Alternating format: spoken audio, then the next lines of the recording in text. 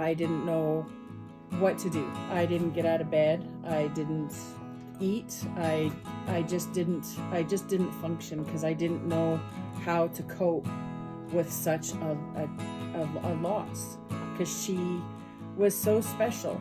She was our goofball. I loved her so much that, and I mean, I only had her for 2 years. So, but I've had dogs that I've had that lived till they were 13 and 14 years old, and I'm heartbroken that I've lost them. But Remy was just, she was 2 years old, and her and I just, she was the one that I saw her face and I knew I had to have her. That it was her face that got to me. And when I lost her, I just didn't know what to do. She broke my heart. Just cried and cried and cried. And that's when I said, I have to do something.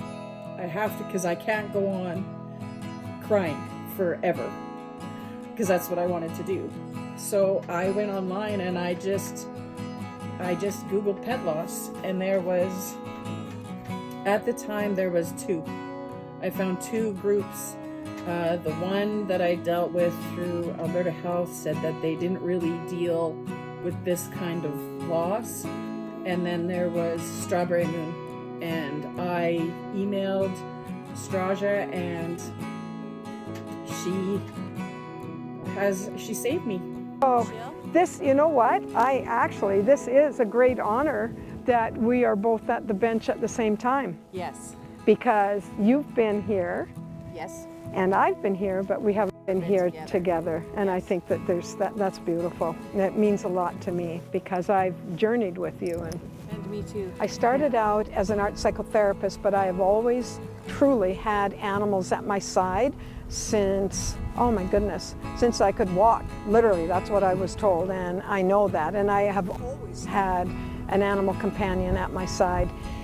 It was probably really clear when I did my practicum at hospice, and they saw the art supplies and the animals coming, but they didn't see me, and I loved that. I became invisible. I have learned through therapy that it's okay to cry, and there's no time limit on crying. It's talking and telling the story. I've told my story. I've been 3 years to therapy, and I've told this story over and over again. I tear up every time I tell it, but as I tell the story, it gets easier and easier on my heart, I guess. So as we were going through, we had to do colors, pick the colors, circle the colors, and I have words of pain, grief, anger, guilt, love, memories, happiness, playfulness are all reflected. I think that when you are beset with the death of a beloved animal companion, that it's really important that first you do not try to carry this by yourself. Reach out to a loved one or someone that does care and will journey and hear what this is about.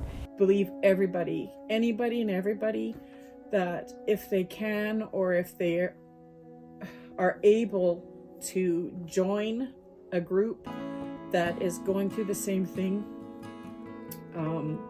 it helped me. That's all I can say, is it helped me, and I stuck through. I didn't miss a session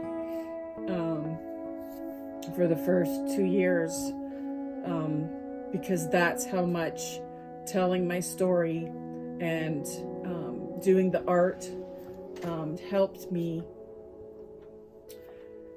heal. To each moment as it unfolds, I find that the pain comes in if I go into that anticipatory grief and worry and I have to rein it back in, and I take that lead. This is where the animal-assisted therapy is so beautiful, because they fast-track us right back into presence, because people really value that relationship, human-animal bonds and the human-animal interaction. And it's a natural fit as far as I'm concerned. I think we're meant to have an animal at our side.